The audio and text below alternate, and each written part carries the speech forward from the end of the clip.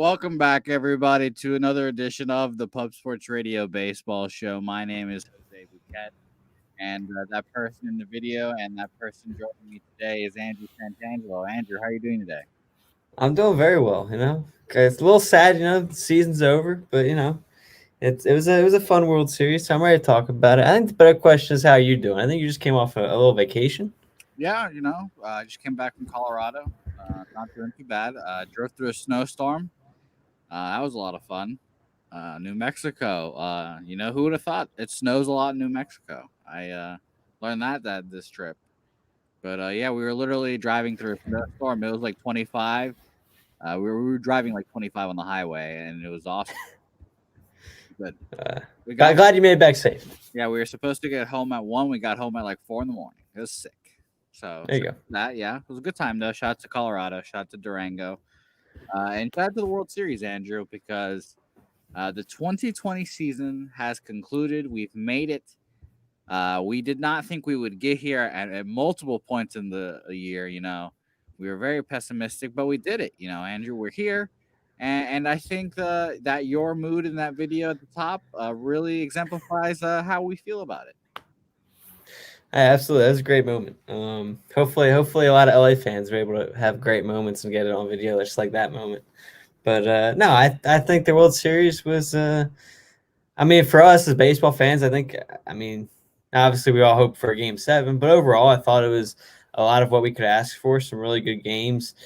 At some points, Game 1 got out of hand a little early, but Game 2 did for a little bit. Dodgers made it somewhat of a game at the end, so I think you got a lot of good games as baseball fans, and we'll get into some of the ins and outs of managerial decisions and stuff, and the way the game's kind of grown now. But overall, I think it's almost what everyone could ask for outside of Game 7. Yeah, I couldn't complain about it. It was the two best teams in baseball playing each other, and I think usually that's what we want, as a baseball community, and that's what we got this year. I think the right team won at the end too, even though I predicted the Rays. I think you and Sam both predicted Dodgers in 6, so congratulations. But it was a fun series. I couldn't complain. We're gonna talk about each game since we haven't talked to you guys in a while. It's been like a week or so since the World Series started. So we'll quickly brush through the first 3 games, and then Andrew, you watched the last 3 more intently than I did. So shout out to the mountains, by the way. Shout out to the Airbnb who doesn't have cable, by the way. The most annoying thing ever. Easily Really, that's the most annoying thing ever. God Almighty, it was annoying. But I've that's what, watched. that's what Wi-Fi's for. Yeah, I watched the majority of all the games though, but I know you watched it a little better than I did with all the audio, and I'm assuming the announcing too. So I'll talk about the first 3, and you talk about the last 3. Sounds good to you? Sounds good. All right. Well, like Andrew said, we got game 1. Glass now versus Kershaw. We were all kind of worried about Kershaw, but he comes out, does well, an 8-3 win. Shaky first inning for Kershaw, but he does his thing. Glass now pitched all right, but he's not the ace yet. He's not the ace that he could be. He needs that third pitch, and the Dodgers are too good. Go what Andrew? I heard that. Go ahead, Andrew. He's a little overhyped right now. He's electric and a strikeout pitcher, but he's not the ace everybody thinks he is. I'll agree. He I can love get there. too. He can get there, but the hype around Glassnall is almost like he's a Kershaw, but he's the 3rd best pitcher on that staff. Yeah, probably. Yeah, I'd agree with you. So he has those 2 pitches, doesn't get it done. Mookie Betts. This was the Mookie Betts just like stab you in the heart game. Every time he got on, he would just steal second base easily. Got us some tacos. I believe that was yesterday too. So shout out to that. Bellinger hit a home run, an 8-3 Dodgers win. Kind of what we expected. So game 2, we got Snell versus Gonsolin. Brandon Loud kind of broke out, got a first inning home run. Gonsolin didn't pitch great. He only pitched an inning and a third. Kind of a trend. Gonsolin and May both really, I guess, disappointed for what they were hyped up as. But I guess it really didn't matter at the end. But they do their thing. Tampa Bay kind of takes control. They take a 5-0 lead at one point. The Dodgers come back, make it interesting, but they ultimately fall behind, or they fall short. A 6-4 Tampa Bay win. Very fun game to watch, back and forth. The Dodgers making it interesting at the end was fun. But the Rays just even up and made the day. I think this is the game that we all realized that the Rays were for real. That they're going to compete in the series. Game 3, we had Morton Buehler. Morton wasn't at his best, but Walker was incredible this game. This was the game where Walker could literally just throw fastballs by every Rays batter. He didn't need to throw anything else. He was just blowing the Rays hitters away with his 96-mile-an-hour fastball located, and they really couldn't do anything about it. It was pretty impressive. So we got that, and then you got Mookie Betts 2 for 5 at performance. Justin Turner hitting a home run. They kind of did their thing. Walker Buehler made a 3-run lead, seemed like a million, and they won 6-2. Take a 2-1 series lead, which leads us to Game 4. Game 4, Andrew. I think I'll let you take over from here. This will be the most memorable game of the series, I believe. Yeah, Game 4 was pretty electric. Probably arguably the best game overall as a series for some people's view, if you take out fundamentals. But it starts off with the Dodgers. First off, the starting pitchers of the game were you had Julio Urias for the Dodgers, and you had Ryan Yarbrough for the Rays. Did I say that right? Yeah, and it's Luis Urias, right? Is it Julio Urias? Because I wrote Luis for some reason. So I'm 99% sure it's Julio. I'm looking at the box score. I got Julio for his first name. So. I don't know why I wrote that Luis for some reason. I just looked at it. I was like, who the hell's Luis? But go ahead. So you get a Game 4 starter where I think both teams were just hoping to get as much as they could from him and then turn it into a kind of a bullpen game. But in the first inning, you had the Dodgers jump out early. They get a home run from Justin Turner, which we'll mention him at the end here, but he had a pretty nice World Series as well. So he he got the scoring started in this game, and it was pretty much all Dodgers early on as Julio pitched a gem early on. You get to the third inning before any more scoring occurs. Dodgers tack on another run, this time by the other historic player this season, a guy named Corey Seager. I think he I want to get into him later too, but I think he kind of took offense a little bit to those Francisco Lindor trade rumors throughout the season, and I think he thought it's time for him to make a name for himself. Okay, we'll talk about that man in a second after that. But go ahead, continue. And then you get to the fourth inning. Rays try to bring it back into the game by some guy named Randy Rosarina. Kind of continued his playoff success. Who was that? What? Well, who is that? Is Rosa Rand? I've never heard of him before. Andrew, is he good? I mean, you might not have heard of him before the playoffs, but you had to hear him now. I mean, this guy's insane. I don't know. Yeah, honestly, I wish we could. I don't know, maybe we could somehow. But take a poll of how many people heard about this guy before the playoffs compared to the end. I mean, this guy. I mean, we'll jump into some players later on too, but the storied playoffs he had was just incredible. Yeah. So yeah, he makes it a game again, makes it a 2-1 Dodgers lead, going back into the fifth inning, where Max Muncy wanted that 1-run lead, short-lived as he singles to right, extends the lead 3-1 there. Hunter Renfroe counters with the home run in the bottom half of the inning to bring it back within 2. That was it for Julio as they brought in Blake. Was it Trinan? Trinan, yeah. Trinan. And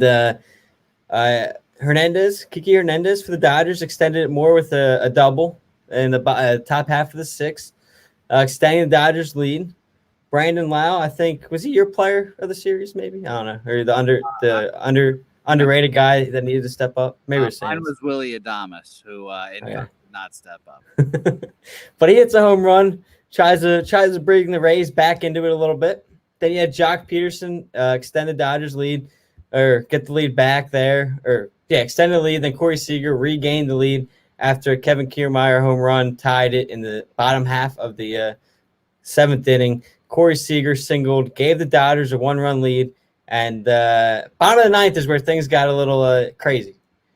Dodgers held a 1-0 lead, and I'll go through the inning full play on. As Kenley Jansen came in to try to get the save, he strikes out the first batter, looking pretty good through there, gives up a single to Kevin Kiermaier, so it's all right, runner on first. Oh, yeah, very, very weak single with that broken bat. So yeah, absolutely. Kike Hernandez was close to getting it, too. Not Luis Gonzalez week, but Yeah. anyway, back then you get Joey Wendell to line out. So 2 outs, runner on first, 1 run lead. You're thinking, okay, but here comes the power lineup for the Rays, right? You had Randy step up. They kind of pitch around him, knowing who's on deck. They kind of pitch around him, give up the walk, first and second, and a guy named Brett Phillips. Many people might not know his name. Hasn't had a hit in over a month coming up to the plate there. Love Brett. We have mentioned Brett Phillips on this podcast. This is a Brett Phillips podcast. There, we can pull the clip, but we've talked about Brett Phillips before on this show. But yeah, game's on the line. Again, a guy who hasn't had a hit in, I think it was over a month or something like that. And he hits it was a pretty hard hit ball compared to the last one. A single to center. Would have definitely tied the game. Who was it? It would have been Chris Taylor, I think it was. Charges the ball. He botches it in center field, kind of kicks it away a little bit, rushes to it, and throws it in. And as Randy Arozarena was rounding third, he's running faster than he can run, kind of stumbles, somersaults, and trips. So he would have been dead to rights. But Will Smith, I think, was catching at the time, right? Yeah. Will Smith was at the plate. Yeah. So he was at the plate. The relay throw from Muncy gets to him. And I think he didn't know Randy kind of tripped there. So he was anticipating a close play at the plate. Tries to do a quick swipe tag. And essentially he tried to swipe before he caught the ball. Bounces away from him. And Randy ends up scoring for the game winner. A walk-off. I guess you can call it single. Extended by an error there. Yeah, insane. Absolutely insane. My favorite game, obviously, but this definitely was the vibes of the 2018 series where the Red Sox beat the Dodgers, but the Dodgers had the best game of the series in the 18-inning win. Yeah, before we move on, can I get on a play real quick from this game? Sure, yeah. Hey, yell at Kenley Jansen. I don't want to call out his pitching overall. Okay, well, but we have the comment right here. I was showing it the whole time. Bum. This will back that up, in fact, because I don't know. I went back and watched the replay like 5 or 6 times because I was trying to I like to dive in to be where players are supposed to be and all that. Oh, Kenley, are you going to rip him because he wasn't backing up? Oh, yes. No. Instead of giving up the hit and falling to your knees and start crying about giving up the tying hit there, if he backs up the catcher, you have a play at the plate. If not, I think Randy's out.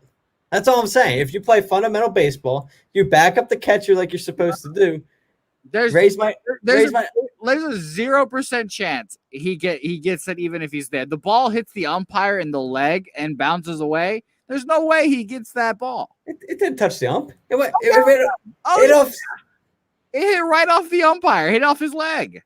Hit off Smith's glove. It bounced off the glove of Smith. Oh yeah, and then it hit off the umpire. I promise you. We'll look up. I'll break YouTube rules right now to look it up. I don't care, Andrew. I'll do it. It hit the umpire and bounced back. There's no way. And Kenley's not athletic enough. Do you really think Kenley James is going to get down fast enough and throw? No way. Oh, I must have missed the hit off the ump's leg. But if he's there, yeah, he could toss it. I mean, Randy's on the ground. Hey, I mean, he got up. He's fast enough to get up. What do you want to say? Man, I'm looking this up. I'm going to look up the Brett Phillips stuff right now just to freaking find this replay. Are you going to put it on, or do I need to look at it myself? No. I'm putting it on. It on because. All right, I'll start to move to Game 5 then while you do that. Yeah, please. All right, Game 5 here. You get the rematch of Game 1. You get Clayton Kershaw versus Tyler Glasnow. Kershaw again. Kershaw pitches well. Kershaw goes 5 2/3. Gives up. I heard the audio. Yeah, gives up 2. Coming up. Yeah, go ahead. Gives up 2 runs, 6 strikeouts. Tyler Glasnow again fails to get out of the 5th inning. Gives up 4 runs, 7 strikeouts. I thought Kershaw got pulled a little early. I would have liked to see him try to finish that 6th inning for the quality start. He was pitching well up until that point. But it starts off again. Dodgers, I don't know. I think this was one of the headlines for me, at least in the World Series, was the amount of scoring the Dodgers did in the 1st inning. Kind of jumped on board there, and that really helps your pitching staff there. So Corey Seager, once again, after Mookie Betts' leadoff double, he gets another RBI for the World Series, singles and Betts. And then later on, Cody Bellinger, former MVP, singles and scores Seager there. So they jump out 2 early runs. I'll pause so we can watch this. Okay. So I would like you just to pay attention to the umpire. Here's the throw. There's Chris Taylor booting it. Randy's running. He's running. He's tripping. If I watch the umpire, bangs right off of him. It goes through his legs. But no, rewind it real quick. What are you talking about? There's no way. If Kenley Jensen is backing him up, that goes straight to him. No chance. The odds that Kenley is there is so low. That exact spot. And again, even if Kenley's there, he's not athletic enough to get that. No chance. I think you have a play to play if he's backing it up. Sure. That's all I'm saying. Kenley shouldn't have blown the save anyways, I agree with that, but you should also play fundamental baseball and do what you're taught since day one and back up your players. He wouldn't have got it, but okay, sure. It would have been an interesting call. That's all I'm saying. Okay, so game 5, Glasnow, Kershaw, they both go out there and do it again. Glasnow was honestly one of the Dodgers MVPs this series. He really disappointed me. Okay, he's an electric guy and he has strikeout stuff, but he needs to add a pitch. I think I really do. 2 pitches. That's it. He has a changeup that's 94 and it's just not slow enough. And that's crazy to say because he's pumping 100 and throwing his curveball, but when he's not locating the curveball, it's like, all right, well, I'm not looking for the curveball anymore because he's not throwing it for a strike. So I'm just waiting for the fastball. And if the fastball comes, I know I'm going to rip it. That's what it is. And that's what the Dodgers did this whole series. Yeah, it's almost like if he can't add another pitch, I almost feel like his stuff's going to be better for the bullpen. I just don't think as a starter you can live with 2 pitches that often. And I think, you live with it against the Baltimore Orioles and Kansas City and Detroit and those teams right now. But when you get to the playoffs and you're going up against the Dodgers or the Astros and some of those high-powered hitting offenses, it's where you're gonna get noticed there. Yeah, I think he will add another pitch. I think he'll be fine just as a starter. But like we said, if you can't throw this curveball for a strike, and the fastball, and he was just trying to nibble, he wasn't really attacking the zone, and it didn't work out for him. He struggled this series, and ultimately one of the bigger reasons why the Rays lost, honestly. Yeah, no, I don't disagree with that. But after the 2-run Dodger first inning, they wasted no time extending the lead. Jock Peterson hits a home run, goes up 3-0, and then the bottom of the third is where the Rays try to make their little comeback.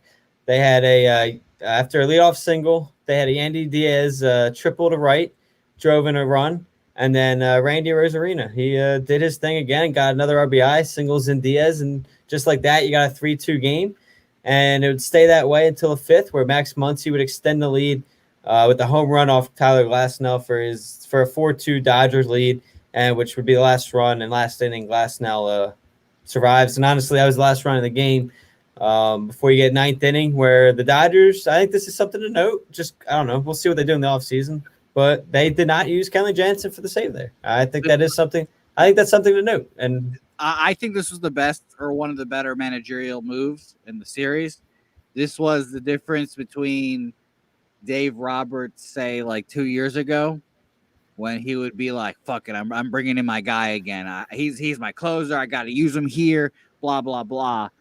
Instead, he goes with Trinan, who has that closer experience, been used as a setup man all day or all year, and he's electric. He's awesome, and he did his thing.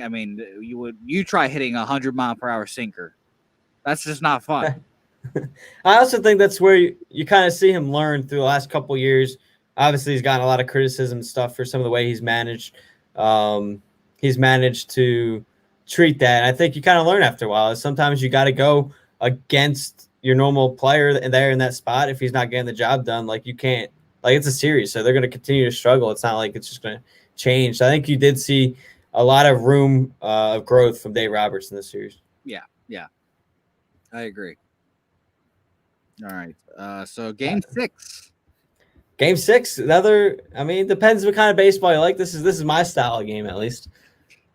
Yeah, it is definitely you, Andrew. I can say that. I can agree with that.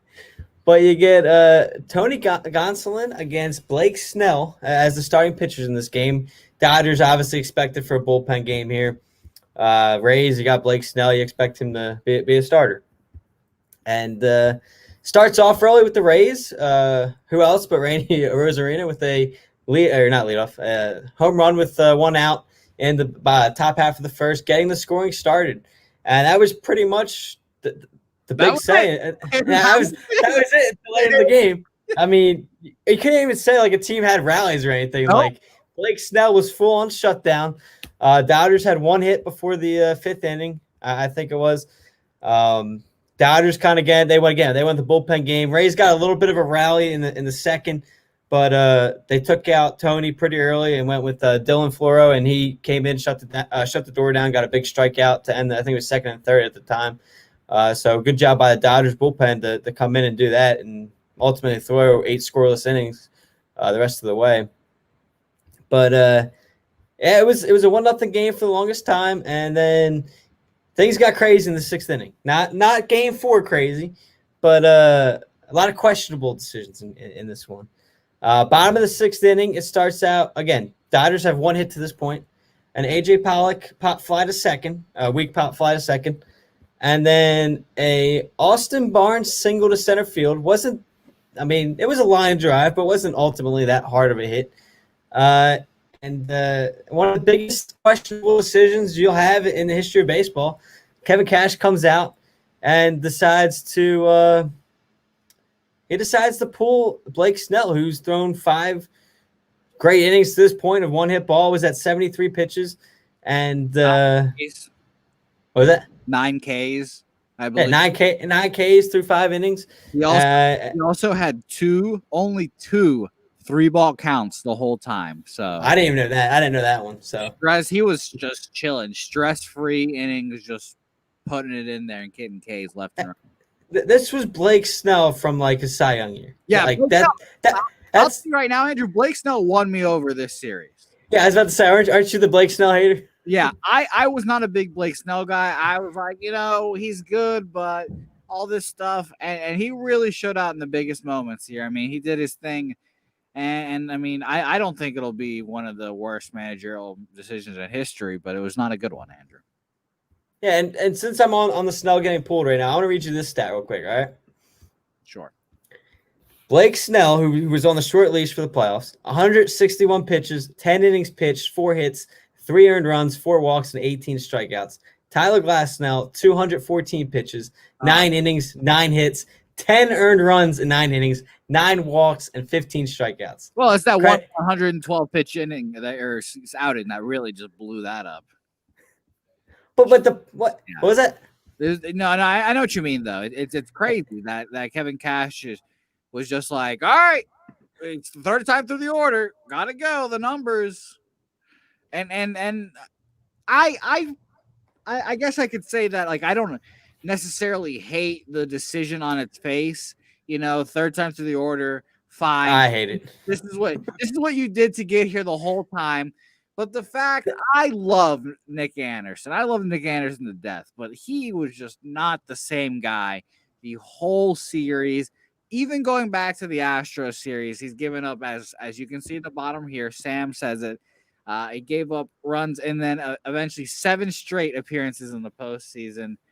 He gives up a run there, ties the game, and then eventually gives it up. And I believe in 6 pitches, which was fucking incredible too, that it blew up that. And that was my 2 things. Yeah, Blake Snell 1-16 against the top 3 hitters for the Dodgers were 1-16 against Blake Snell to that point in the series. Oh, and then over 6 with 6 Ks, 6 strikeouts that day. Oh. I get it. There's analytics and it's part of the game. Now, I 100% get that. But at some point, you got to realize, okay, let's go away from the numbers for a little bit. Use your eyes and see, okay, Blake Snell is full on dominating this game. The Dodgers look lost at the plate at that point in that game. And, I mean, you did the Dodgers a huge favor. They saw you come out. They saw you come out to take Blake Snell out, and they were like, finally. Like, that they wanted that move. That is exactly what the Dodgers wanted. And again, you bring in the guys you just mentioned, gave up run in 6 straight appearances, and I mean, Kevin Cash deserves a ring from the Dodgers. You know what, Andrew? If the other team is celebrating the move you're making, I think the decision you're making is bad. You know what? That's just me. Yeah, I agree with you. Sam has a question for us. What was worse, pulling Snell or Buck leaving Britton in the pen versus Toronto? I'm going Snell because it's in the World Series. I'm going Blake Snell as well. Yeah. Okay. Good. No, but it's a bad decision. They gave up the lead. Mookie Betts puts a dagger in their heart in the eighth, and as Preston will comment, Julio Urias is a king. He comes in two and a third innings, no hits, 4 Ks. Andrew, they Yeah, dominated it, and it was awesome. yeah. As I said, the Dodgers bullpen was just filthy in that game. I mean, they gave up 2 hits in total. As Preston also said, Alex Wood, 2 great innings. He pitched phenomenal as well. He pitched well, I thought, in the playoffs for the most part. A guy that's kind of bounced around after an injury. He's kind of trying to rejuvenate his career. But no, I mean, everyone did well. Wood came in, Pedro Baez came in, Victor Gonzalez, and then as you just mentioned, Julio with 2 and a third inning. And I mean, ultimately, I don't think I said what happened, but yeah, once they pulled Blake Snell to give you what happened, Mookie Betts, it's a screaming line drive down the line, makes it second and third. Wild pitch, as Sam mentioned, that would come into play. Ultimately tied the game, and then a Corey Seager fielder's choice gave the Dodgers the lead, and then you mentioned the Betts extension, giving them the 3-1 lead. But I think that's what's going to get looked at here. I feel like is Cash's decision to pull Snell, and I think it's a rightful move, or rightfully to get looked at about that move, and it'll be questioned for who knows how long a time. But and who knows what would happen in Game 7? But that's the other thing. You force a Game 7, you got Charlie Morton, and we went on about how good he is in Game 7s. So who knows what would have happened?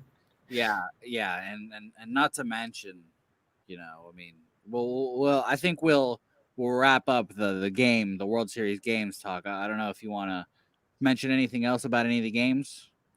Anything? Nah, I think we move on from the games. That's okay. Well, before we get up from games, Andrew, Andrew, guess what? We have some business to attend to, Andrew. Uh-oh. We have some sponsors to read out for you, Andrew. Andrew, are you bored? Now that there's no baseball, you want some action, perhaps, maybe to spice up some football, maybe? I'm very bored. I need some type of spice up because the Eagles stink. So you maybe whoa! First place. Just first place. You're right. The Eagles stink. So maybe Andrew, maybe you want to bet on some other games, Andrew. I don't know. Maybe you do. You know where you could do that, Andrew? Please enlighten me, please. MyBookie.ag, Andrew. If you go to MyBookie.ag, go type in the promo code PubSports. Get yourself a little deposit match, a minimum of $99 for the deposit. Go get yourself some free money. Go gamble it out on some stuff. Don't listen to our picks, but go have some fun. Maybe go on the Pub Sports radio feeds and go look at some MMA that you want to bet. Maybe perhaps some football you want to bet. There's some college. There's some NFL. We still got sports. We're still here. Maybe you want to put down a future. But go to promo code Pub Sports on mybookie.ag for a 50% deposit. We'll leave the promo code down there, but it is Pub Sports today. Go do that, please. It helps us, and you get some free money. So I don't know why you wouldn't do that. All right. Moving on, Andrew. We are going to talk about some individuals, some storylines that are coming off of this World Series. And I don't know how long we're going to talk about this, but it definitely deserves mention. Justin Turner. So I unfortunately did not watch this game live. I was, in fact, driving through a snowstorm. Shout out to New Mexico. So I watched it after, and I blocked out of everything from my phone. I tried to ignore everything I could to watch the game in peace. Justin Turner gets pulled middle of the game. What was it? What inning was it? The sixth, Andrew? Sixth inning. I think it was right after he hit a fly ball to the left. I think that was the last you saw of him. Okay, so he hits a fly ball to left, sixth inning, gets pulled. No one knows why. And I believe the broadcast was speculating like perhaps an injury. Who knows? I think it was real quick. It was pretty funny because like every inning it was like we're still waiting to find out, but all we can think about is an injury. Like because again, you think it would be taken care of before the game. What you're about to say, so it's like it has to be an injury, right? It's not. That's only because Justin Turner is Justin Turner. It's not like you're pulling a bad player for a defensive replacement, or whatever. Turner's a good player overall. So it's like no one understood the move. Yeah, everyone was like, okay, whatever. Since he's hurt, he pulled a hamstring, whatever. I think it was like immediately after the game was over. Like the team is still in the middle of a dog pile on the pitcher's mound, and then we get a notification: Justin Turner test positive for COVID, and we're all like, "Oh, all right. Well, I guess it's good as he's gone." But Andrew, I think maybe like 5 minutes later, we see Justin Turner on the field celebrating with all his pals. He's there. There's families out on the field. He's taking pictures. He has a mask on, but then he takes his mask off for the pictures. And he's kissing his wife. He has a trophy in his hand. He's passing it around, and it's so cringe when you're looking back. You're like, oh, is this really happening? And now, I mean, it's been a couple days now, and stories are slowly trying to trickle out. The MLB issued a statement. They were like, we tried to get Justin to go back, but he insisted, blah, blah, blah. And he went out there, and then now, who knows? Did he pass it on to someone else? We don't know. I mean, we'll never know now. Now that they're out of the protocol, like, the players are like, fuck this. Who cares? I mean, everyone get tested. Like we just got tested for the last however many months. Yeah. So and there's been apparently, Andrew. I listen to a lot of podcasts and I bring the scuttlebutt over here. Apparently, Andrew, the testing protocols that the MLB had and everything were the biggest joke, Andrew. The absolute biggest joke the whole year. Apparently, there were tons and tons of horror stories about the protocol. Apparently there was a team that was not named specifically, but they had a player who tested positive and their name wasn't released, whatever. So they kept it low key. And then, he sat out for 2 weeks, did his thing, but he couldn't test negative. He kept testing positive for COVID. But after their 14-week or 14-day period where he sat out and was incubated, he kept testing positive, but the Major League Baseball was like, you know what? You're good. Go ahead and get back in there. You can go play. Even my man did not test negative. He could not test negative. He was still testing positive. And baseball, and then the baseball protocols were like, fuck it. We're making up our own rules. Just get out there, dog. So these protocols apparently have been a sham this whole time. I don't know even like I don't know what I feel about this. Like really, like I don't feel like angry with Justin Turner. That's the pinnacle of his life right there. He's been on so many Dodgers teams that have gotten so close and just come so close to get a World Series, and he's finally done it. This is the pinnacle of his career.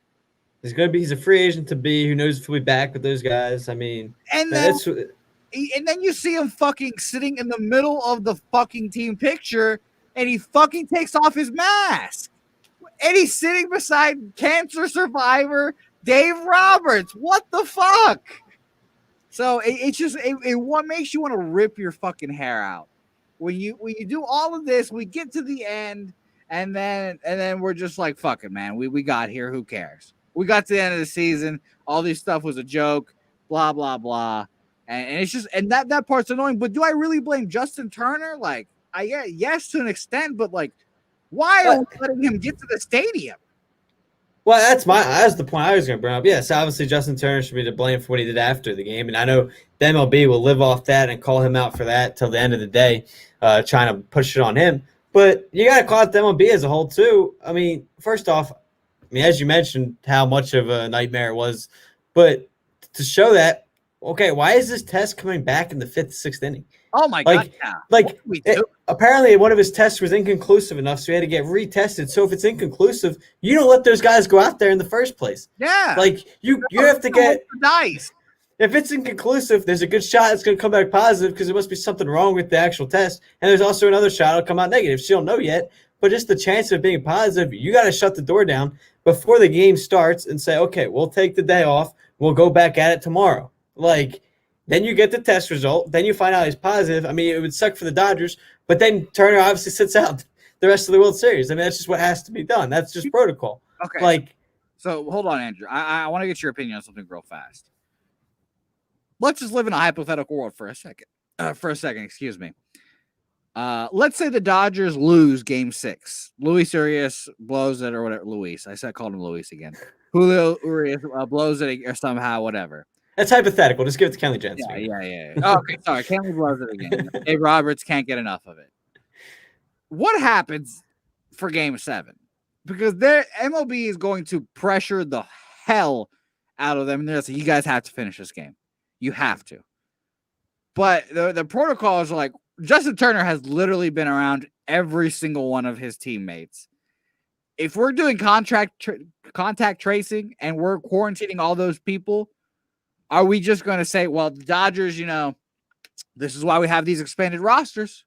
So you guys are going to call up all your fucking alternate site guys and we're playing a Game 7.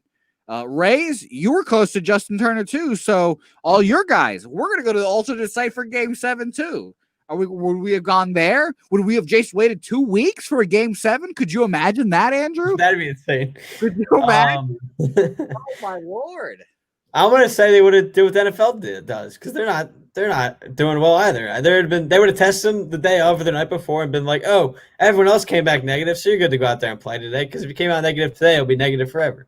I mean, think about how many times before an NFL game you get on Friday or Saturday, it goes, let's take last week real quick to cross sports. The Raiders, their entire offensive line quarantined for a day because one of those guys tested positive. So they missed Saturday's practice walkthrough or whatever, but then they all played outside the guy who tested positive on Sunday.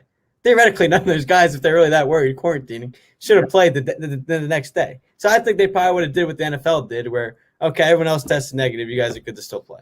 And you saw that with the Marlins debacle in the third game of the season against the Phillies, where the Marlins had 3 guys test positive or whatever, and then they had a group chat between the players and was like, what, do you guys still want to play today? And they said, yeah, let's go out there and play. We're good. Yeah, it's crazy. And it's not like, like you said, it's not like, well, I took the COVID test today and we're negative and we're set for life. Fuck it. We're good. With the Marlins news, it was like 3 players, 5 players, 6 players. And it just kept piling up. And like I said, with this news, we're never going to know. We're not going to know now. It's just such a bad look for the MLB. It's such a bad look. Yeah. And I don't know to what extent they're going to punish Justin Turner, because he's going to get punished. I think he could get a suspension. Like, I think he could get like maybe even like a steroid level suspension, like 60 games. Like, I don't think they go that far, but I'll tell you what, though, if they do say give him an 80-game suspension or whatever, a steroid type suspension, how does that affect him in free agency? That'd be an interesting question. I think he's a free agent. Yeah, it'd be pretty tough if the Dodgers didn't sign him back. But I don't know, there's just so many questions that go into it, and it's such a bad thing. The crazy part is it's going to be compared to other sports too. I mean, let's take for example that Monday night game after 3 coaches didn't wear their mask or whatever properly, and the NFL fined them $100,000 each. Yeah. Like, this is obviously a lot worse than that. So if they're getting fined $100,000 for not wearing the mask properly, you have Justin Turner run back on the field, take off his mask, and do all that. It's going to be interesting to see what his punishment's going to be. Yeah, it's just so crazy. But on the other hand, the MLB hasn't done anything. You saw the Yadier Molina pictures of him going out and doing stuff. Then you saw him mocking the MLB and mocking Corona on that one time he posted that picture on social media. And, I mean, I don't think one player got suspended for COVID reasons this year. And we saw guys break stuff left and right. Going back to your point about how bad the testing and the whole season was in terms of that. So I'm going to honestly ask the question, and, I mean, I know you'll say yes, but is Justin Turner even going to get punished?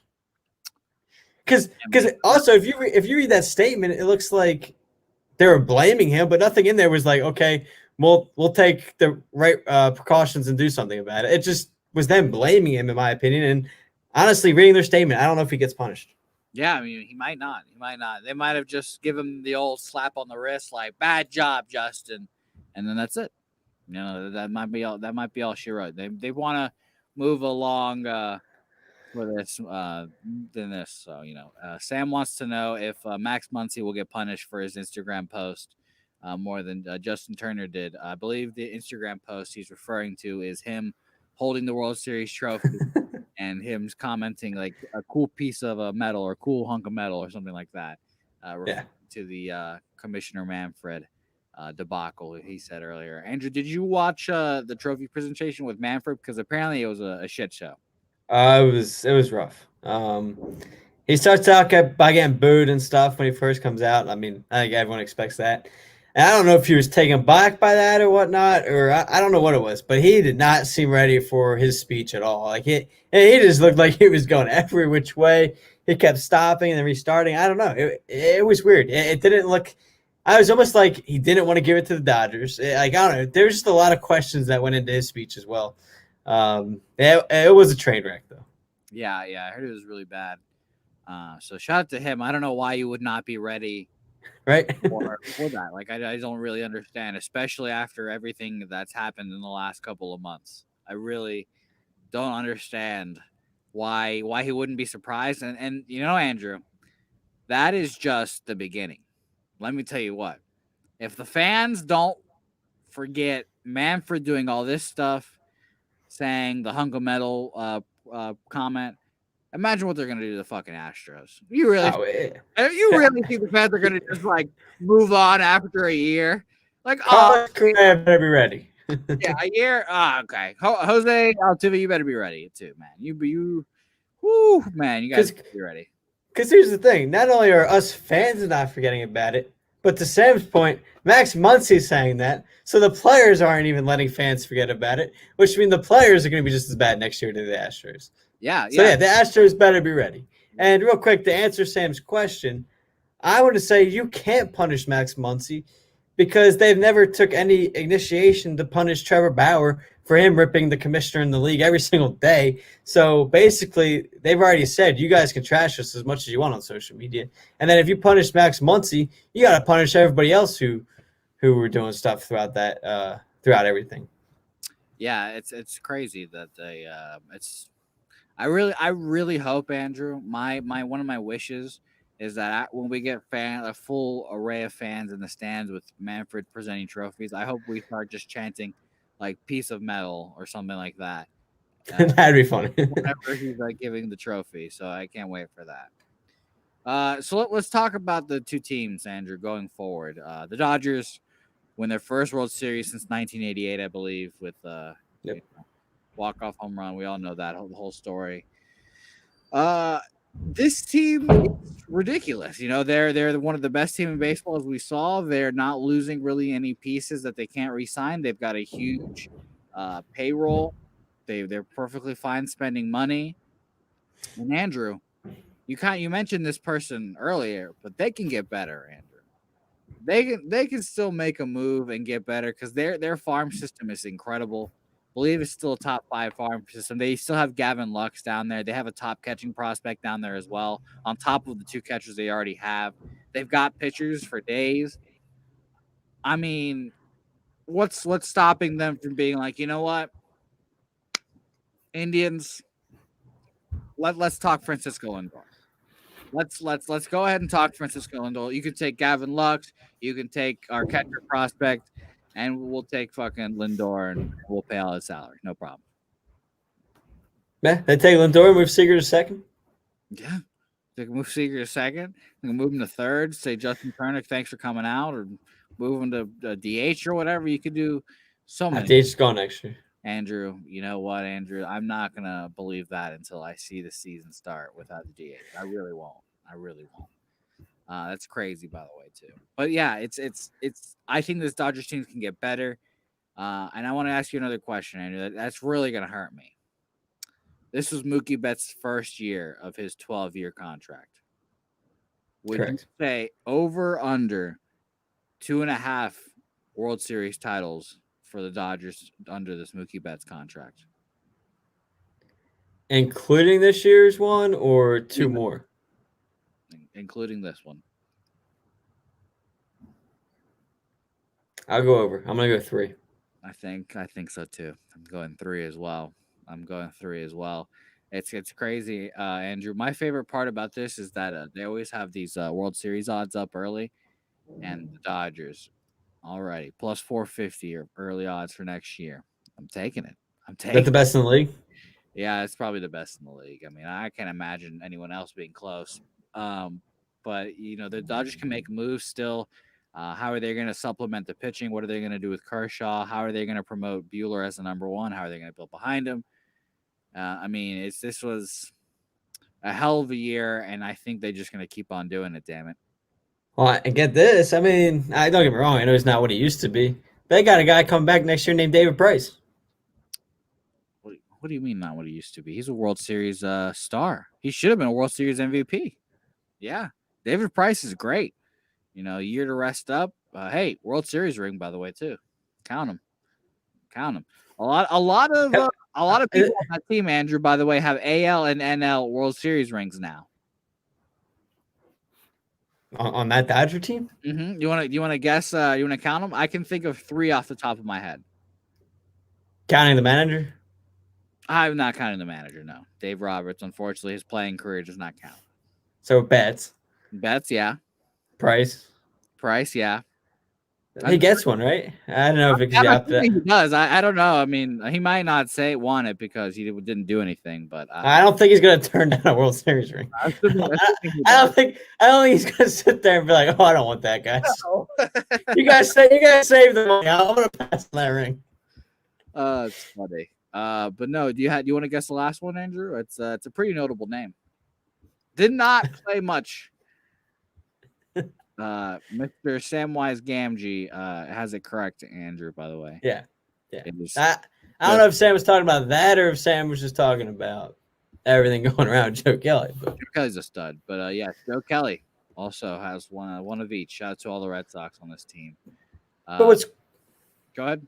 I'm going to spin it the other way, though. What's crazy about this Dodgers team is, I mean, yeah, obviously they added Mookie Betts, but what's crazy to me is even though they have a high payroll, a lot of that high payroll is from what they kept in their organization after being homegrown. Like, oh, yeah. I mean, you look at that lineup, and I mean, Kershaw and Bueller were homegrown, Kenley Jansen. I mean, you look at the lineup, too. I mean, Corey Seager, Justin Turner, Hernandez, Muncy. I mean, they're all Dodger homegrown players that they just kept there.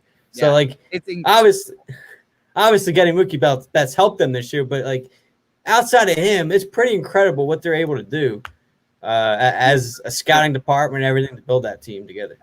Player development is so big in baseball, and they do it better than anyone, and that's why they're going to keep this thing going. Like I said, they've got the prospects too to make a trade, and even if they don't want to make the trade, shit, they'll take Gavin Lux. It's a good prospect. Yeah, Gavin Lux is a stud. Shout out to Kenosha.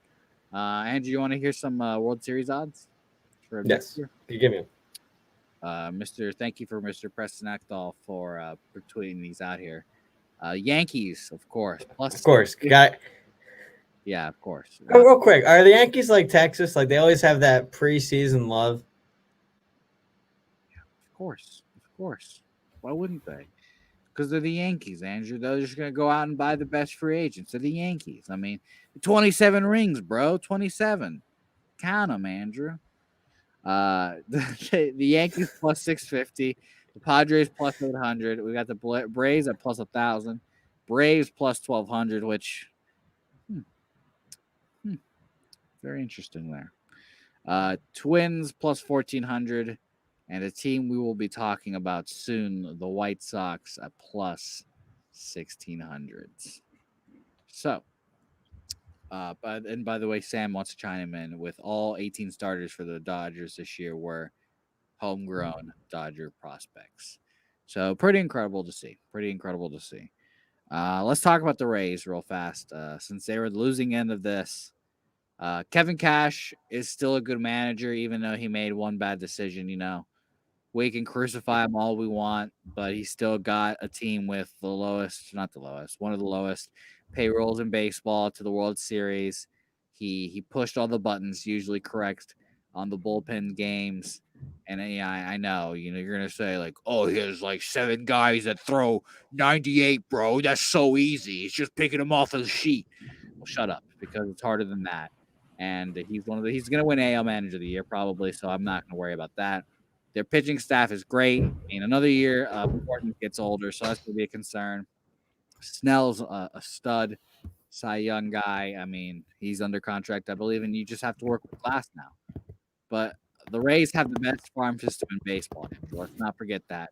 And they still have moves to make. They have the number one prospect in baseball who will replace Adames probably in my man Wander Franco, who is supposed to be an animal. Very excited for him to come up next year. He'll probably slide right in there at shortstop. They need lineup help. They'll get it from those prospects. Maybe they'll bring up a Brendan McKay. Maybe he'll play both ways. Who knows?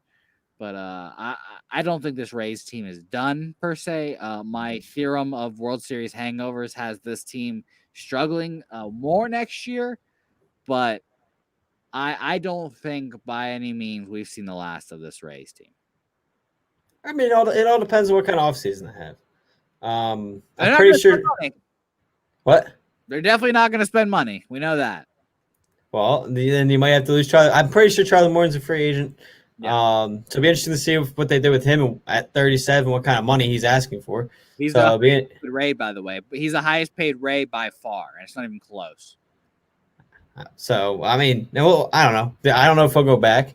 Maybe they give his money to Trevor Bauer. I mean, who knows who knows what they'll try to do. But, I mean, hey, they're going to pay somebody. Someone's going to the ball to do that. I wish.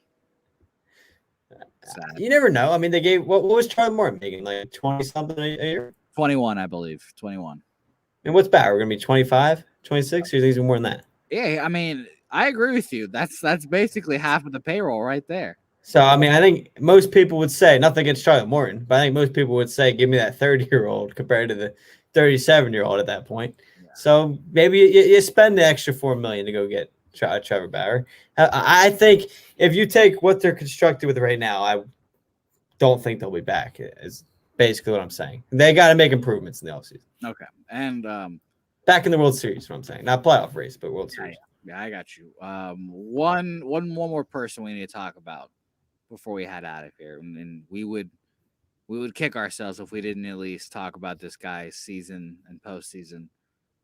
I mean, Randy Arozarena is a fucking god. He's so good. He is so good. He can hit everything out, every part of the field, no problem. He put the whole Rays offense on his back and carried them to the World Series, almost to a Game 7 of a World Series. Because, Andrew, I watched the first inning live. When Randy hit that home run, I was like, fuck yeah, here we go. Rays are about to start cranking them out. We're going to get a Game 7. I'm going to feel great because I wrote in my article that the offense is going to pop off a little bit. And, that was it. But Randy's a guy to keep. Randy's going to be great. I think he's not your Juan Soto type of guy. He's not at that level, obviously, but he's a chip, I think he's a blue chip kind of guy.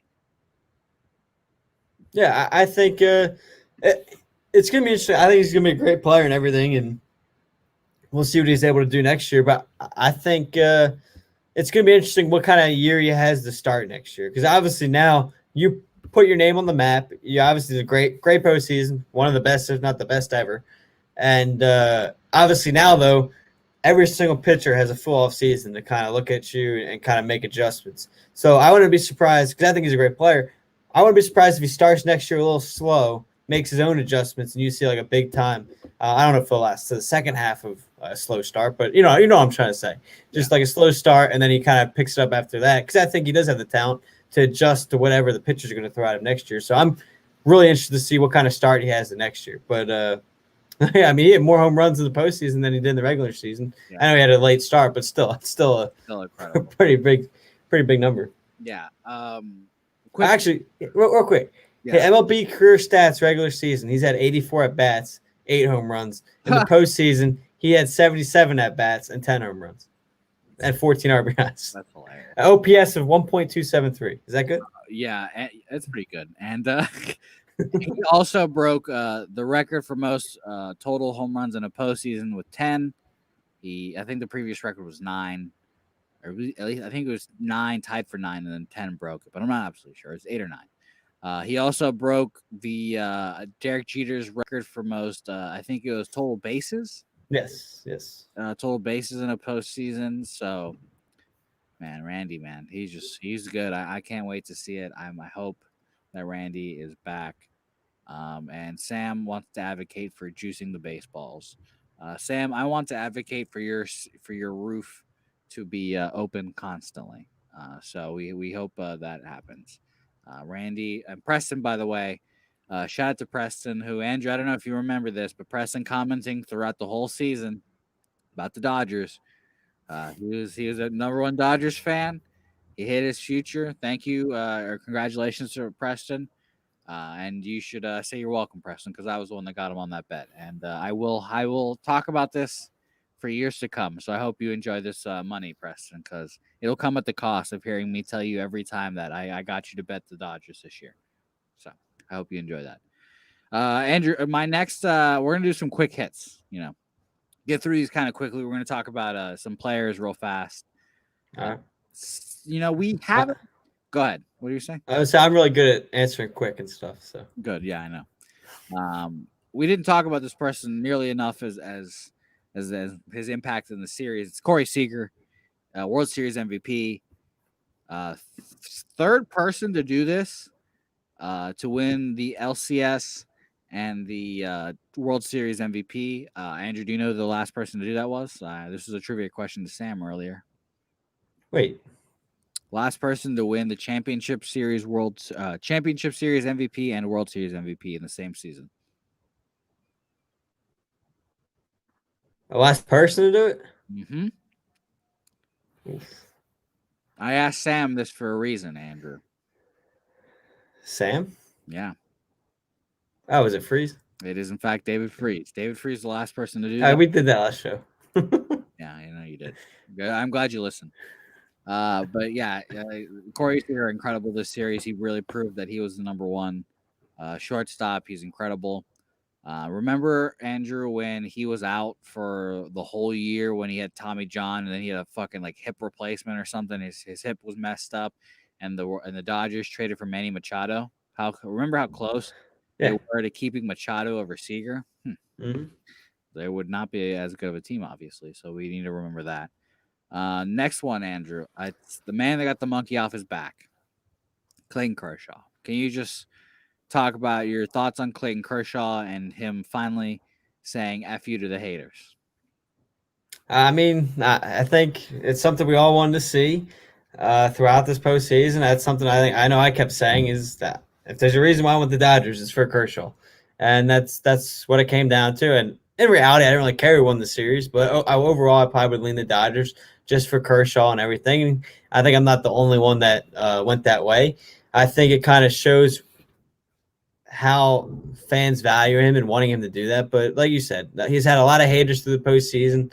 I find it similar to kind of like Peyton Manning and the NFL. I know there's probably a lot of NFL fans. I mean, you know all the hate he's got throughout the postseason before he finally got the ring and everything and won another one with Denver. So I kind of compare it to that a little bit.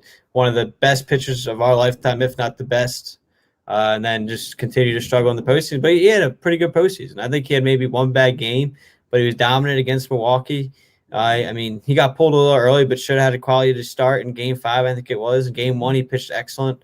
Probably could have went past the 6, but when he went up 8-1, it was like, okay, it saved him for probably later down in the series. So shout out to him for getting the job done. And that's real quick. Sam wanted me to say this. His official feelings on the World Series was he didn't care who won, but I'm just so glad Kershaw got a ring. So, again, I think it's just a testimony to what he means to the game as well. Yeah, we've seen the last couple of years really big name pitchers of the generation get their rings. Verlander may have cheated his way to it, but he did it in 17, I believe. David Price in 18. I don't know. I don't really know if David Price really classifies as in the same category. I'm putting him in there. In 19, you had Max Scherzer do it, and now 20, we have Kershaw doing it, getting the monkeys off his back. I'm glad to see it too. He was really happy. I mean, he's 32, Andrew. He's not done. He's going to be with the Dodgers. So he might just have to ride it out. Maybe he'll be a 3-star at some point and just keep on collecting these rings. Yeah. And Max Scherzer did it last year with the Nationals, right? Or did he already have one? Yeah, no. He that was his first one with the Nationals. He unfortunately, Andrew, his best team ran up against a juggernaut Red Sox team, Yeah. Verlander, Scherzer, Anibal Sanchez simply wasn't good enough. What can you say? Did anybody do it with the Cubs in 16? I'm trying to think of the staff because you could just say the whole Cubs organization. well, I know, but you mentioned the starting pitchers that Hendricks, have been around for a while. That's it. Hendricks Lester already had one. Was Lackey pitching for them? Because no, he wasn't pitching for them. Arrieta, would he be classified in there? Jake Arrieta is not even Jake Arrieta is not David Price, and David Price doesn't really belong in that discussion. So that's it. What about Johnny Cueto in 15? Didn't he win with Kansas City? No. Yeah, he did win one, but he's not counting. I believe he won one to the Giants too. So shout out to him, man. It's really funny, by the way. If you look back on that Royals starting rotation, it is the names on those hilarious. Like where is some of those guys? Like where the fuck did they go? Like it is crazy, but I'm glad that we got to talk about this World Series. Do you have anyone else you want to mention real fast? From that World Series, I think we've covered it all, to be honest. Yeah. I mean, I will throw this name out there. I know we ripped on him for what happened with COVID, but I think he does deserve a shout out for how well he did play, Justin Turner. He had a phenomenal World Series. I think he was hitting pretty good. I don't know his exact numbers, but he had a couple big home runs in that World Series, and I think he's an undervalued player overall because of that Dodgers lineup. I've said that on here before, but I do want to clarify that. I know, obviously, what happened will be questioned throughout the entire offseason, but he did have a phenomenal World Series overall. Yeah, he was great. He was almost in the MVP discussion. Well, he was in the MVP discussion. He almost won it. So shout out to him. Sam has a good question for us, Andrew. No, I'm trying to type up who the oldest MLB players are right now. Who is the next Kershaw, Andrew? The guy that we all love that needs a ring to cement his legacy, Andrew. If we're taking out age, I think it's pretty easy. Mike Trout. I think we all love Mike Trout. Want him to get a ring. Obviously, he's young and still has a lot longer to go. So I'll wait for your list of the 8 who's the older players right now. But off the top of my head, if I'm going like easy, don't worry about age or anything. I think Mike Trout's the easiest pick. Okay, yeah, that's a good pick. That's the obvious pick. Anyone else? That's a tough question. I'm trying to think who out there wouldn't have had one. Yeah, I'm looking. I want to say, I guess he's still younger. That doesn't qualify that. I've always been a Corey Kluber fan, so I'm gonna throw his name out there. I'd love to see Corey Kluber get one. You know my love for Corey Kluber. It's obviously not gonna happen with the Rangers. Sorry, Sam, but maybe if he goes somewhere in a trade or something, he can be like a back end of the rotation piece. Maybe he can get the job done. I don't know how much longer he has left in the tank, but I'd like to see him get a nice ring. He's been a pretty good pitcher throughout our lifetime. That's good. I'm trying to think of a position player. No, I'm looking around and I'm not getting any good ones. I'm looking. There's only these articles. These are older articles, and it's just like the oldest players, and some of them are just hilarious. I mean, I'll be a homer with this pick. I'm gonna pick Bryce Harper, but again, he's young. But I'll give you a better homer pick, Andrew McCutchen. I guess he doesn't have a ring, does it? I don't. Andrew. Yeah, I would love to see McCutchen get a ring. Yeah, I know him getting a ring would be pretty awesome. Right now, that's a good question, Sam. I'm gonna put that question in my back pocket, and now that there's no baseball, we might have to do some concept shows. So maybe we'll have a list of these people that we want to see win a World Series ring. I don't know. Wait, does this guy really not have? Oh wait, no, that's his oldest players. Never mind. I was about to say who, Andrew? Never mind. I want to see Ichiro come back and get a World Series ring. That's my pick for you. Yes, he'd always be There's my pick for you. I mean, I don't know his love around the league, but I don't think Curtis Granderson has one, does he? Yeah, but he's been done. He's on the Ichiro plan. He's chilling on MLB Network, I think, now. Okay, does this guy have a ring? Nelson Cruz? No, I don't think he does. No, he's the 5th oldest player right now in the league, I think. Honestly, I won't really feel bad if Nelson Cruz doesn't get a World Series ring, I guess. So, but he's definitely on the list. I understand. I mean, but he's on the Twins, so he'll never win one. Do you know who the oldest player is according to this website? Who is? Who? Wait, I don't know when this was made. It says, I mean, he's still up there. I Actually, I don't know if he pitched this year, but it says Fernando Rodney. Fernando Rodney is old, and I believe he did pitch this year. So Number 2 is Albert Pujols. he has a world. Does he have a World Series? He has a World Series. Yeah, the Cardinals. Yeah, I'm pretty sure it is. Yeah. 3 is Rich Hill. No, I'm all right with Rich Hill. I'm all set there. I don't need any more Rich Hill. 4 is Eric Kratz. Sure, man. Yeah. And then 5 is Nelson Cruz. 6, Pat Neshek. 7, I don't think he played this year, but Rajay Davis. No, but your shout out with Mike Trout's definitely the right answer. I mean, I know he's not even old, but he's so far away from contending that it'll be hilarious. He can be deemed old. yeah, it's funny. Some last things before we go. I told you this seconds after the World Series. I don't think Mike Trout's the best player in baseball anymore. And then I'll give you my argument. I understand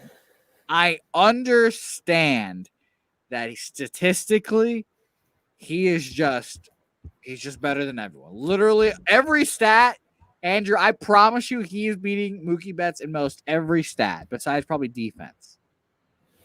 And even then, still. However, I just need the best players playing in the playoffs.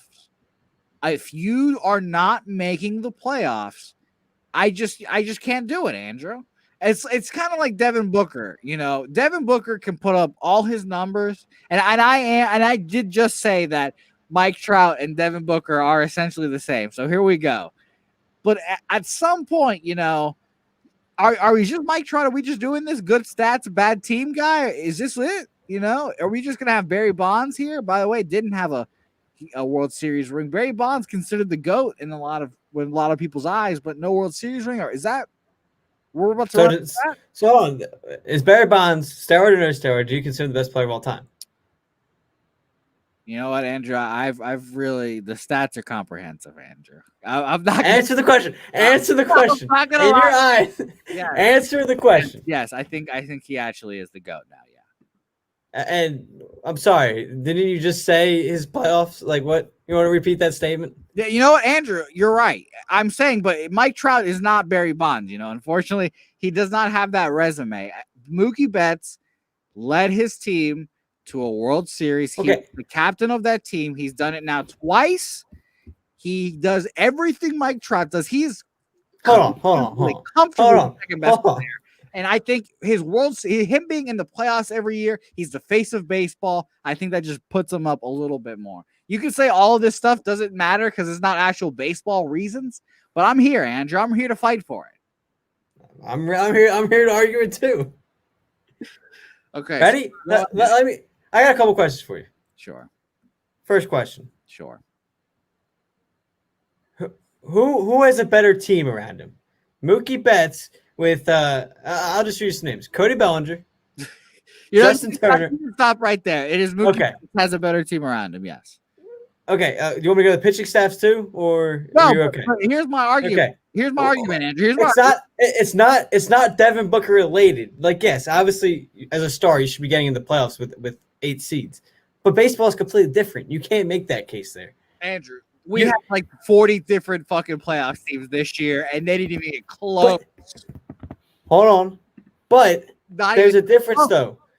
Devin Booker on a field can make a difference. Yeah. Or on a court can make a difference each and every play. Mike Trout can only make a difference maybe 5 times a game if he gets 5 at-bats and whatever in the field. See, no, I agree with you. But, Andrew, here's my argument. You know, if you want to be the best player in your sport, I feel like you've got to be playing in the playoffs, you know. And Mike Trout had a chance to leave Los Angeles, Anaheim, where the fuck that stadium is now. He had a chance to be like, you know what? I've been here this long. They've never been able to put talent around me. They can spend money, but it never ends up going anywhere. Let's go to let's go to a New York. Let's go to Philadelphia. Let's go somewhere else to actually have a chance to compete for a title. Bryce Harper did it. Bryce Harper, I mean, he was wrong, I guess, at the end. He left. Well, go ahead. He could have done that, but he's just being loyal. Like, he's just being a franchise player to the franchise that drafted him. You can't knock him down for that. I can, and I will, Andrew. So, okay, I answer this question. Do you give Bryce Harper more credit for trying to change franchises and doing what he did than you do Mike Trout for staying with the Angels? Like, taking teams aside. Yeah, I do. So, okay, that's not a knock on anyone. I was just curious if that's the way you value that more. No, So I think value it's impressive to be able to go from franchise to franchise and win in each different place than staying in one franchise and winning. I understand that sounds weird. Like I think what LeBron's doing, and I know we're going cross sport here again. I think what LeBron's doing and being able to just go to franchise and taking them from shit to fucking World Series, NBA title level is more impressive than staying at one place and riding out all these shit times and winning one World Series. Does it mean more? I mean, you could argue it. Will a Mike Trout World Series in LA or in Anaheim mean more than a Philadelphia title with Bryce Harper? I don't know. We could save this for another show if you want, because like you said, we'll be scrapping for things throughout the offseason. But again, my thing is this. First off, you already mentioned how Trout's going to have all the better numbers than Betts will. Yeah, of course. Yeah. So I mean, what's – I don't even know how it's a debate at that point. One. Two. Andrew, I told you, this is not baseball related. No, you know what it is? It's homerism is what it is. And it's who you like better is what it is. It's homerism and who you like better rather than actually seeing the case. I want to see Mike Trout get a postseason hit. Is that too much to ask for, Andrew? I want to see him record one postseason hit. Just one, Andrew. One. Well, first off, you already saw him do it. Second off, when is he going to post? Look up his postseason stats right now. He went 2014. He went 0-4. 2014. There's no. Hold on. Oh my gosh. No, Sam. By the way, Sam says, should Kershaw have left LA earlier? Is that your argument for Trout? No. Kershaw is in a situation where his GMs are competent and will spend money in accurate ways. Mike Trout hitched himself to a fucking sinking ship. Mike Trout, 1 for 12. End of story. He got the hit. Good job. Anyway, hold on. To Sam's point, or to what you just said, the same. You don't blame Kershaw for not leaving because of the GM. But answer this question: do the Dodgers win the World Series if they had Mike Trout instead of Mookie Betts? Absolutely. They'd still win, right? Yeah, sure. So, again, it's because of the team you put around them. I mean, yeah, and he said, you know what? I've never seen this team build a winner around me. Let me just take this. Let me take this hook and just hook it on there, and I'm going to stay here for the rest of my career and never play for anything ever. But being loyal to your franchise is not a punishment when it comes down to you can question his decision all you want, but it doesn't make just because he was loyal to his franchise doesn't mean he's a worse player than somebody. I know. I just need to see it, Andrew. If you're going to be in the hierarchy of this sport, you've got to be competing for something. Mike Trout, Andrew, you know what Mike Trout does every year now? Unfortunately, Mike Trout goes out there, takes his 4 at-bats a game, goes home because he knows every year, well, I'm not playing for a World Series this year. I don't have the team around me. Stop that.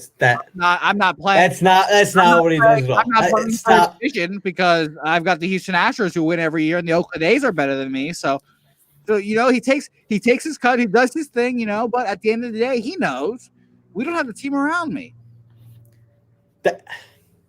Well, we'll see what the new GM does. I'd love to see it. But prove me wrong. I want to continue this another show. Sure. Sure. No problem. But shout out to Preston mentioning if Mike Trout is on the Dodgers, do they win the title? Of course, it's just Mike Trout needs to start flexing his muscle a little bit, is what I'm trying to get at. You can only do so much in a baseball game. You only have 4, maybe 5 at-bats to make an impression on how many runs your team scores that game. Yep. And so he can go 4 for 4 with 4 home runs and still lose every game of the playoffs. Yeah, and my issue is why just hook yourself onto a sinking ship, Andrew? Like I said, why are you going to be like, you know what? The Angels, they're my team. They drafted me, all this stuff. But we have made it to the postseason once. since I've been here. Our teams stink. We have the same problem every year, and the problems are never fixed. They never do any. They try to do something to fix it, and it's not successful every single time. So basically, your only argument against Trot right now is how bad of a GM and how bad of a front office he's in, rather than actually how bad Trot is. I have told no argument whatsoever. I said many times during this argument. Again, I said you really have no argument. I said it many times. I don't have a baseball reason why Mookie Betts is better than Mike Trout, but I need the best players in the sport competing for something every year, and not just going out there taking your 4 cuts and going back to the dugout because you're not going to play for anything. Or do you, Andrew? Let's ask yourself right now: Are the Angels going to make the playoffs next year? But the roster constructed right now, absolutely not. Okay, there we go. But that's not a knock against Mike Trout. That doesn't change my opinion of Mike Trout. Yeah, Mike Trout, a solid, great baseball player that will never win a World Series, apparently. Okay, but that's not a knock on Mike Trout. I think it is. You can. That doesn't make you the best player or the not best player just because you don't have more rings than somebody else. Okay, well, tell that to everyone that is. Oh, you're a LeBron guy anyway, so never mind. Ah, man. All right, Andrew. Oh, goodness. That'd be funny. By the way, Preston's fake trade is trade Trout for Bueller and then really become the Warriors. That'd be really funny. So, are you ready for some post-season or some off-season, Andrew? Are you ready for that? We're gonna wrap up here, but off-season's here, Andrew. I'm ready to break down the free agents in these upcoming episodes. It's gonna be fun. I'm excited to talk some free agents. Now that the postseason or the season's over, maybe we'll go back to one show a week. But next week we'll definitely do 2 because I would like to talk free agents. See maybe where these people might be going, and then I would like to talk about the guys that we all love who need a ring. Sam will, I guess, have to be on that show since he is the inventor of it, but I would like to do that as well. So next week we'll do both of those, Andrew, and it'll be fun. Oh, Andrew, we forgot about something. We forgot about the biggest news in baseball today. Tony La Russa going to the White Sox. What an insane move! Hey, we talked about on the show before, and we kind of saw it coming, but it doesn't mean it's the wisest decision. Okay, quickly, Andrew, on a scale of 1 to 6, how poorly is this going to go? 6 meaning awesome, they're going to win the World Series, and 1 meaning absolutely terrible. 2. He can prove me wrong, but I don't see anything happening. I don't know how long the deal is, but he will not be managing the White Sox at the start of the 2022 season. Okay, good. There's Andrew's prediction. And by the way, some breaking news. While we're leaving, it seems as if AJ Hinch is the favorite for the Detroit job. I saw that. I wouldn't hate that. I mean, I know I would love it just because, Andrew. It means Alex Cora is going to the Red Sox. No, Andrew, no. I'm actually, Andrew, you know what? I check my phone every morning, every second of the day, and I'm just thinking, just announce Alex Cora already, Red Sox. The World Series is over. He's not his suspension is officially done, so just announce Alex Cora's back. But no, I want him to go there because now he has to eat that shit sandwich that is the Detroit Tigers and how bad they're going to be. So he's going to have to eat it and just take those beatings and lose all those games. And then eventually, maybe the Tigers will be good. Who knows? They got a good farm system coming up, I feel like. I mean, they got some guy. I mean, they've had the first guy. They had a top. Was it? AJ Hinch was the guy that got the Astros from being the worst team in baseball ever to now where they are now. Yeah. So I like that sign. So yeah, I agree. I know his history, and people are gonna hate it because of what happened. And don't get me wrong, I'm not justifying what happened with the Astros, but let's be honest, he's still one of the better managerial candidates out there. Yeah, he's for sure one of the better ones. Andrew, before we head out, is there any Phillies off-season thing you want to mention real quick? I have a feeling I know what it is, but I just want to. I'll keep this one today short because there's a long wish list. But sign JT Realmuto, please. Yep. That's all I got today. That's all. I'll save the rest. Yep. But yeah, sign JT. Sign JT. A lot of competition. Sign JT. That'd be funny. Andrew, thank you as always for joining me.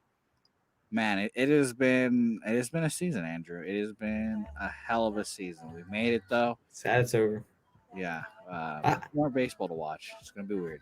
I'm at the final games because who knows what's happening now? Because I mean, outside of now that there's no baseball, all you guys Thursday football. That's it during the week. Yeah, and your team sucks, so I wouldn't want to watch that. Hey, And ended today, we're hosting a playoff game. Andrew, I just want to know. Sorry, what's your team doing? I just want to let you know, Andrew, that I think I've just accepted that I'm a Jets fan. I think I've just accepted that that's a part of me. I just want to let So, I just want to let keep making fun of my team in your own set. Andrew, I just want Trevor Lawrence, man. I want to let you know. We're gonna end the show with football talk, I guess.